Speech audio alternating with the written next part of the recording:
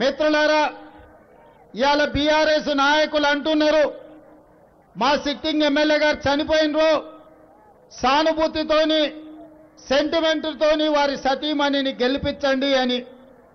ఈ ఉప ఎన్నికలు ఎందుకు వచ్చినాయి? గతంలో ఈ సాంప్రదాయం ఉండేనా?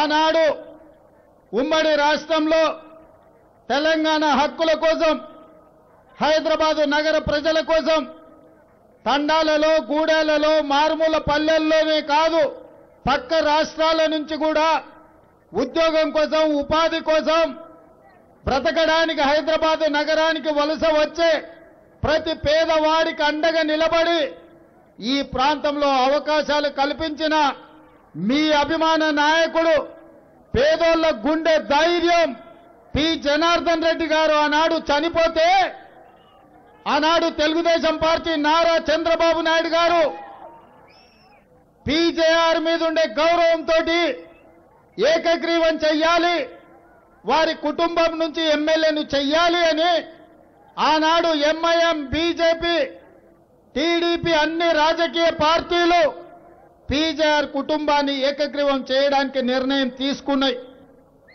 ఆనాడు గతంలో ఈ సాంప్రదాయం కొనసాగింది.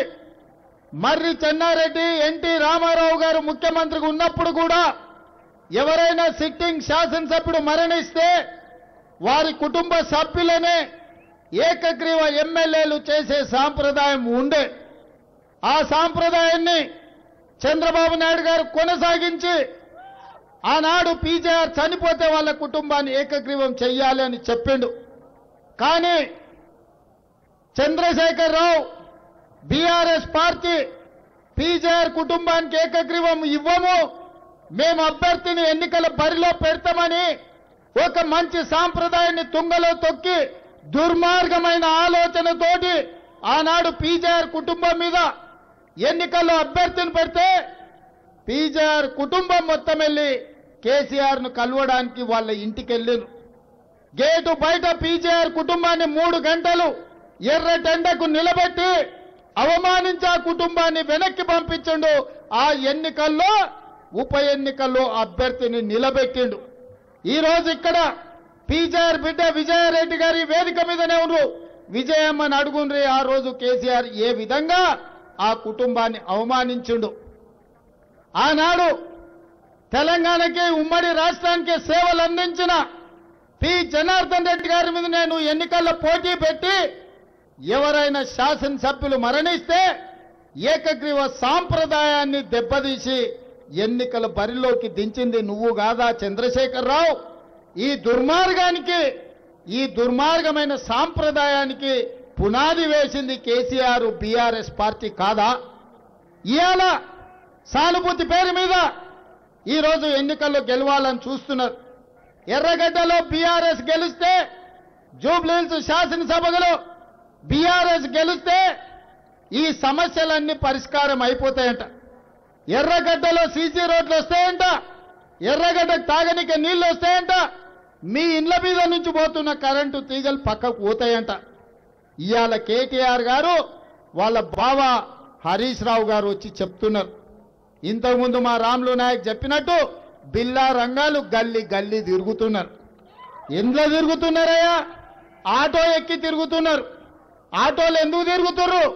మొన్న జరిగిన ఎన్నికల్లో వాళ్ళ అంబాసిడర్ కారును టైర్లు పంచర్లు చేసి, టైర్లు ఊడబీకి, ఇంజన్ తుక్కు సామాన్ కమ్ముతే ఈ రోజు షెడ్డులోకి పోయిన అంబాసిడర్ లేక ఇవాళ ఆటోలలో తిరుగుతున్నారు బిల్లా రంగాలు. నేను అడగదలుచుకున్నా, 10 ఏళ్ళు ముఖ్యమంత్రిగా ఉన్నది మీ నాయననే కదా, 10 ఏళ్ళు మున్సిపల్ మంత్రిగా ఉన్నది నువ్వే కదా, 3 సార్లు జూబ్లీహిల్స్ నుంచి ఎమ్మెల్యేగా నెగ్గింది మీ పార్టీ కదా. మరి ఈ 10 ఏళ్ళు ఈ సమస్యలు పరిష్కరించలేదంటే ఈనాడు ఎర్రగడ్డ కావచ్చు, బోడబండ కావచ్చు, యూసుఫ్ గూడ కావచ్చు, షేక్పేట్ కావచ్చు, వెంగళరావు నగర్ కావచ్చు, సోమాజ్ గూడ కావచ్చు, కృష్ణకాంత్ పార్క్ కావచ్చు, ఈ సమస్యలు పేరుకపోయినాయంటే 10 ఏళ్ళు నువ్వు నీ అయ్యా ఈ జూబ్లీహిల్స్ కు చేసిన అన్యాయం కాదా అని నేను అడుగుతున్న ఈ సందర్భంగా. ఈ సమస్యలకు, ఈ దరిద్రానికి, ఈ పేదోళ్ళ కష్టాలకు తండ్రి కొడుకులు మీరే మీ ఇద్దరిని కోదండం వేసి కొట్టినా కూడా తప్పు లేదని చెప్పి మా యువ మిత్రులు మా యువకులు అంటున్నారు. ఇవాళ మమ్మల్ని గెలిపించండి గెలిపించండి అని ప్రచారం చేస్తారు. చేస్తా ఈ పక్కనే ఒక పెద్ద కాంపౌండ్ ఉంటుంది 100 ఎకరాల. గండ్లకు కూడా బామార్తులు ఇద్దరు పోయినరు. ప్రచారం చేస్తా ఓ ముసలాయనాడు చెట్టు కింద కూర్చుంటే పోయి నమస్కారం పెట్టారు.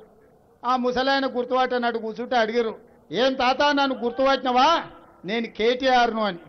ఏమని ఆయన నేను గుర్తుపట్టలేదంటే, అయ్యో నన్ను గుర్తుపట్టవా, సచివాలయం కట్టింది నేనే, కమాండ్ కంట్రోల్ రూమ్ కట్టింది నేనే, శిల్పారామంలో బొమ్మలు పెట్టుకున్నది నేనే, నన్ను కూడా గుర్తుపడతలేవా అని ఆయన అడిగినాడు. అప్పుడు ముసలాయన చెప్పిండు, నేను కూడా లోపలికి వచ్చినప్పుడు చార్మినార్ కట్టింది నేనే, హైటెక్ సిటీ కట్టింది నేనే, హుస్సేన్ సాగర్ కట్టింది నేనే అని చెప్పేటోని నాయన. 2 కరెంటు తీగలు తలకాయకు పెట్టంగానే అన్నీ చక్కగా అయిపోయినాయి. నేను డాక్టర్కి చెప్తలేను ఆయన, తొందరలోనే నీకు కూడా 2 వైర్లు పెడితే మొత్తం చక్కగా అవుతుంది, మామూలుగా అవుతావులే బిడ్డ, వచ్చినప్పుడు గట్లనే ఉంటుంది కానీ నా 2 కరెంటు షాకులు పెడితే చక్కగా అవుతావని. ఇవాళ కేటీఆర్ పరిస్థితి గట్లుంది. 10 ఏళ్ళు మీ అధికారం ఉన్నప్పుడు ఈ సమస్యలను ఎందుకు పరిష్కరించలే? ఈ మైనారిటీల సమస్యలు ఎందుకు తీరవలే? ఇవాళ మైనారిటీల గురించి మాట్లాడే హక్కు నీకున్నదా? ఇవాళ ఈ మైనారిటీలకు అన్యాయం చేసింది నువ్వు కాదా? ఇవాళ నా మైనారిటీలకు 4% రిజర్వేషన్ ఇచ్చింది కాంగ్రెస్ పార్టీ కాదా?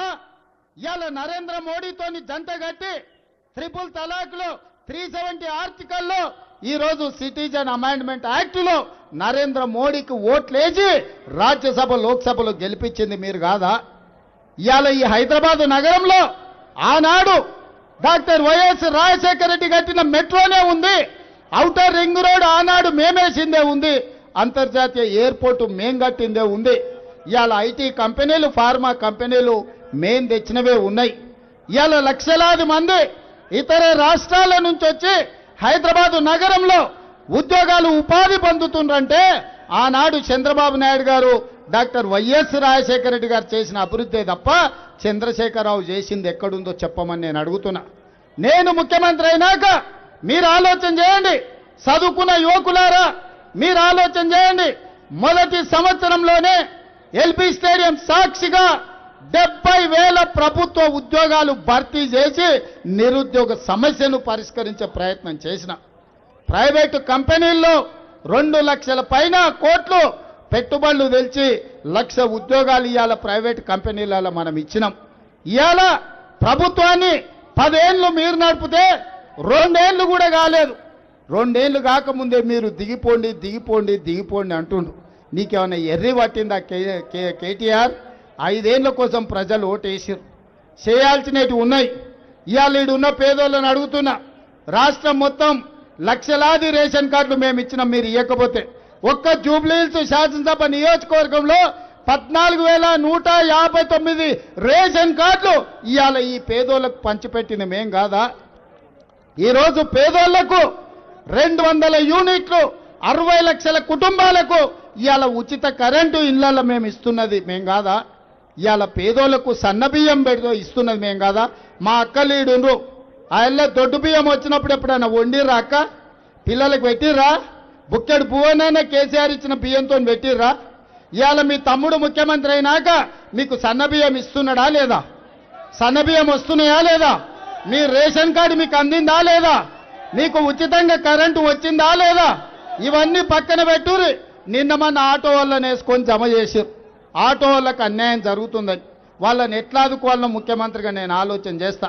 ఇవాళ మా ఆడబిడ్డలకు బస్సులో ఉచిత ప్రయాణం ఇస్తే రద్దు చేయమని తిరుగుతున్నారు బామ్మార్దులు.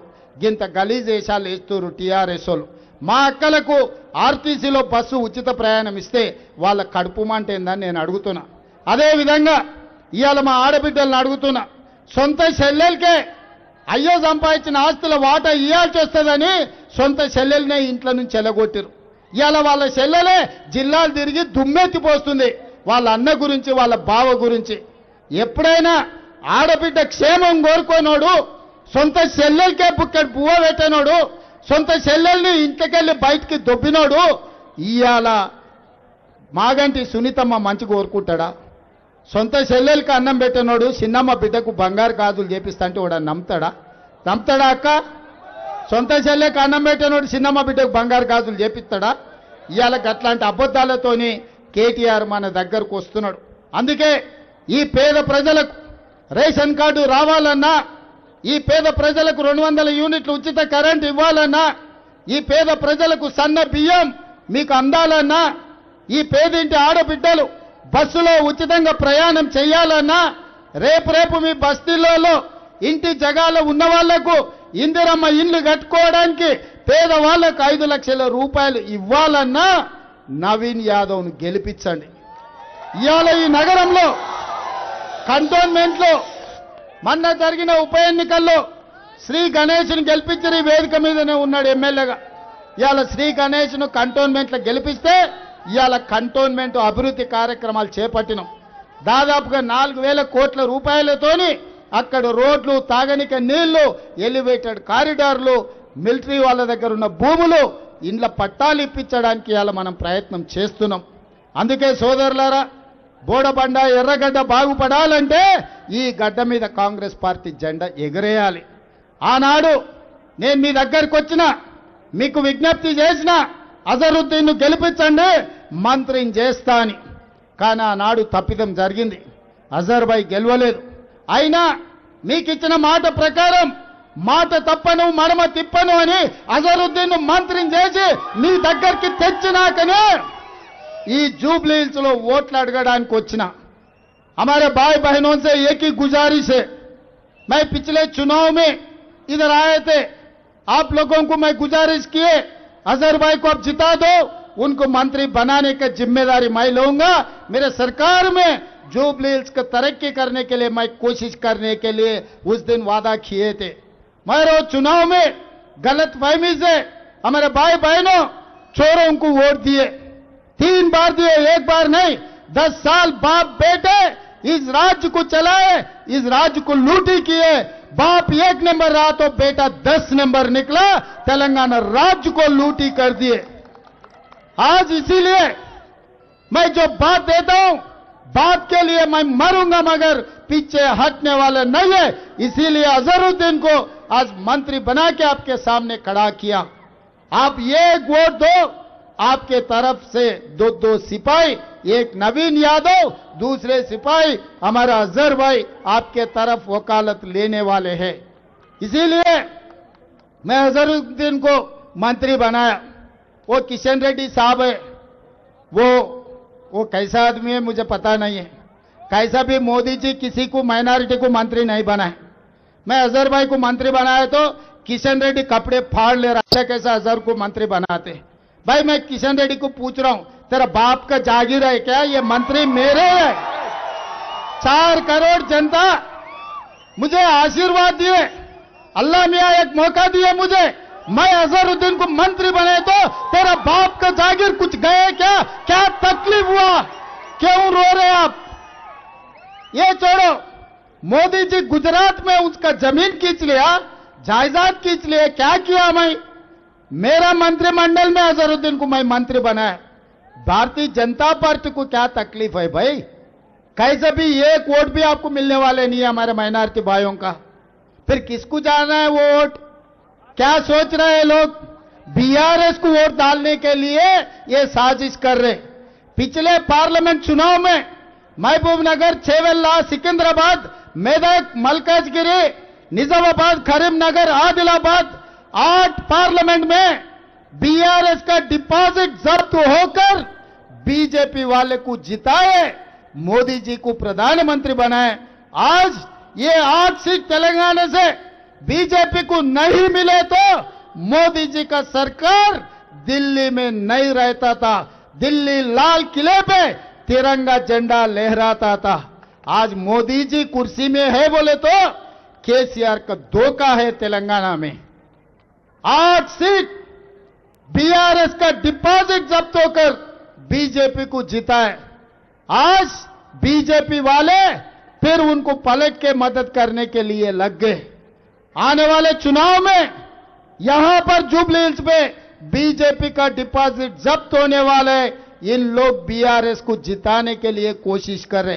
ये साजिश को आप लोग सोचो भाई, क्योंकि इनको मैं मंत्री बनाया तो गवर्नर को जाके खत लिखा के किशन रेड्डी ने, किसके लिए, क्यों?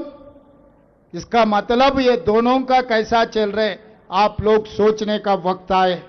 इसीलिए मेरा भाई बहनों से एक ही गुजारिश है, इस तेलंगाना में, इस देश में कांग्रेस पार्टी तीसरी राष्ट्रपति को बनाए, जाकिर हुसैन को कांग्रेस ने बनाए, सलमान खुर्शीद ऐसे ही अपने कांग्रेस पार्टी में कितने कितने लोगों को केंद्र में मंत्री बनाए। कांग्रेस पार्टी अध्यक्ष कमालुद्दीन को किसने बनाए? आज अजहरुद्दीन साहब को, वासिम साहब को, शब्बीर अली साहब को, गुलाम नबी आजाद साहब को, कितने लोगों को कांग्रेस पार्टी ने मौका दिए। जब जब कांग्रेस पार्टी सरकार चलाए तो बराबर माइनॉरिटियों का हिस्सा माइनॉरिटी घरों को हम भिजाए।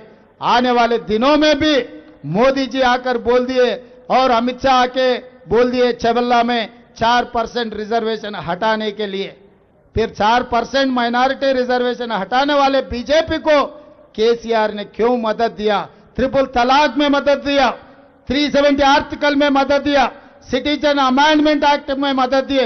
हर वक्त जब तकलीफ मोदी जी को आए तो केसीआर ने उनको मदद दिए। आप लोग सोचो एक बार वोट डालने से पहले आज क्या हो रहा है। ये चुनाव सुनीता नवीन यादव का नहीं है, ये चुनाव केसीआर मोदी जी एक तरफ है, रेवंत रेड्डी राहुल गांधी दूसरे तरफ है। आप लोग तय कर लो, अब मोदी जी केसीआर के साथ में जाने वाले हैं, नहीं तो राहुल गांधी इस देश के लिए जो कुर्बानी किए, महात्मा गांधी शहीद हुए, इंदिरा जी शहीद हुए, राजीव गांधी जी शहीद हुए। आज के तारीख में कन्याकुमारी से लेकर कश्मीर तक 150 दिन 4000 किलोमीटर जो ये आम जनता के लिए पाद यात्रा किए, राहुल गांधी जी के साथ रहते, नहीं तो केसीआर धोखेबाज के साथ रहते। आप लोग सोच लो भाई, ये मेरा जिम्मेदारी है आप लोगों को याद दिलाने का। याद करने के बाद फैसला करने का जिम्मेदारी आप लोगों का है। आप लोग सोच के भटकाने वाले बहुत रहते, बोलने वाले बहुत रहते, ऑटो वाले को तकलीफ है बोल रहे, महिलाओं को मैं बस में मुफ्त में चलने के लिए मौका दिए तो ऑटो वाले को तकलीफ हो गए बोल रहे, महिलाओं का रद्द कर दो बोल रहे। भाई ऑटो वालों को बचाने का जिम्मेदारी मेरे है। कुछ वक्त लगेंगे क्योंकि 10 साल लूट लिए, आज 2 साल भी नहीं हुआ मेरे सरकार, आगे 3 साल है और आपके आशीर्वाद से और 5 साल कांग्रेस की सरकार रहेंगे इस तेलंगाना में। इस जगह में आप लोगों को जो काम करना है, एर्रागड्डा में सीसी रोड होना, नहीं तो पानी होना, बिजली के खंभे हटाना है तो कांग्रेस पार्टी को जिता दो। आप एक वोट दो सिपाहियों को मैं दे रहा हूं, एक नवीन यादव एमएलए बन के आपके सिपाही बनेगा, दूसरे हमारे अजहर भाई मंत्री होके आपके सेवा करने के लिए इस गली गली में घूमेगा। इसीलिए आपके आशीर्वाद, क्योंकि हैदराबाद शहर में मेरे साथ काम करने वाले कोई भी नहीं है, बहुत सारे एमएलए लोग हैं। कल श्रीनिवास यादव साहब भी कुछ बयान दे रहे थे, आज हम ये करेंगे वो करेंगे। श्रीनिवास यादव साहब 10 साल आप मंत्री थे, क्या क्या किया सबको पता है, कौन सी गली में कब्जा कर लिया सब कुछ सबको पता है, मैं बोलने का जरूरी नहीं है। इसीलिए ये हैदराबाद शहर में आप मदद करो। मैं जीतने के बाद असदुद्दीन ओवैसी, अकबरुद्दीन ओवैसी मुझे मिले, साहब आप मुख्यमंत्री बन गए, हमारा ओल्ड सिटी तरक्की करो। आज मेट्रो रेल ओल्ड सिटी में मैं दिया, ओल्ड सिटी में पानी को मैं दिया, फ्लाईओवर आरामगढ़ के ब्रिज मैं बना, रोड मैं बना, करंट बिजली मैं दिया। आज जितने भी मांगे एमआईएम पार्टी ओल्ड सिटी में मैं पैसे दिया। चुनाव के समय पर मैं राजनीति करूंगा, चुनाव खत्म होते ही मैं लोगों के लिए, लोग भला के लिए मैं काम करने वाला हूं। 20 महीने में कोई बीआरएस वाला आके कुछ मांगा क्या? मागंटी गोपी जी मेरा अच्छा दोस्त है, कभी जुबली हिल्स के लिए एक पैसा तो भी, एक गली में रोड के लिए तो भी कुछ आके मांगा क्या? जब कुछ भी नहीं मांगे तो मिलेंगे कैसे? जब मुझे नहीं बुलाए तो कैसा मिलेंगे? आज हमारे मंत्रियों को यहां भेजे तो तकलीफ दिखाए तो कुछ कम 300 करोड़ रुपए में मंजूर किया, आज काम आज चल रहे। ये आगे तरक्की होना, आगे 3,000 बनना है तो नवीन यादव को एमएलए जिता दो इस चुनाव में। మిత్రులారా, 10 ఏళ్ళు వాళ్ళదే ప్రభుత్వం, 3 సార్లు వాళ్ళే ఎమ్మెల్యే, 2 సార్లు కేటీఆర్ మున్సిపల్ మంత్రి, 2 సార్లు కేసీఆర్ ముఖ్యమంత్రి. చెయ్యదలుచుకుంటే జూబ్లీహిల్స్ను అద్దముల చేసి ఉండొచ్చు. ఇప్పటికీ బొందల గడ్డలాగా తాగనీక నీళ్లు లేక రోడ్ల మీద గుంతలుండి మీరు కష్టాలలో ఉండ్రు, మీ బస్తీల సమస్యలు తీరలేదు. అందుకే పీజేఆర్ తర్వాత ఈ నగరానికి నాయకుడే లేకుండా పోయిండు, ముఖ్యంగా పేదోళ్ల తరఫున మాట్లాడేటోళ్ళు లేకుండా పోయిండు. పీజేఆర్ వారసత్వ రాజకీయాలు పీజేఆర్ లాగా పేదోళ్లకు అండగా నిలబడాలంటే నవీన్ యాదవ్ను గెలిపించండి, మీకు అందరికి అండగా నిలబడతాడు. ఈ రోజు ఈ ప్రాంతాన్ని అభివృద్ధి చేసే బాధ్యత నాకు ఇవ్వండి. 3 సార్లు వాళ్ళకి ఇచ్చారు, ఒక్కసారి నవీన్కి ఇచ్చి చూడండి. ఏక్ బార్ ఏక్ మौका दो, 3 बार बीआरएस को दिए, कार को आप वोट डाले तो दिल्ली जाके कमल बन जा रहा, मोदी के गली में घुस रहा वो गाड़ी, यहां निकल रहा कार के निशान से, वो जा रहे दिल्ली, मोदी गली में घुस के वो कमल बन जा रहे. ये कमाल क्या है आप ही लोग सोचना. इसीलिए आज एक मौका, नौजवान लड़का नवीन यादव के एक मौका दो, ఒక్క అవకాశం నవీన్ యాదవ్ కి ఇవ్వండి. జూబ్లీ హిల్స్ ముఖ చిత్రాన్ని మార్చే బాధ్యత కాంగ్రెస్ పార్టీ తీసుకుంటుంది. ఈ ప్రాంతాన్ని అభివృద్ధి చేసే బాధ్యత నాది, ఈ ప్రాంతానికి కావాల్సిన నిధులు ఇచ్చే బాధ్యత నాది. ఇస్తారు కదా ఒక్క అవకాశం, ఇస్తారు కదా, ఇస్తారు కదా, ఇస్తారు కదా, ఇస్తారు కదా, ఇస్తారు కదా, వెనకాల ఉన్నోళ్ళు ఇస్తారు కదా ఒక్క అవకాశం నవీన్ को. भाई एक मौका देंगे ना नवीन को, एक मौका जरूर देंगे ना, एक मौका दो, 3 साल में मैं तरक्की करके दिखाऊंगा. ఇచ్చేటోళ్ళందరూ ఒక్కసారి చేయికి పైకి ఎత్తండి, ఆ వెనకాల ఉన్నోళ్ళు కూడా ఎత్తండి, మా అక్కలు కూడా ఎత్తాలి. జై కాంగ్రెస్, జై జై కాంగ్రెస్, హస్తం గుర్తుకే, హస్తం గుర్తుకే, హస్తం గుర్తుకే. ధన్యవాదాలు మిత్రులారా.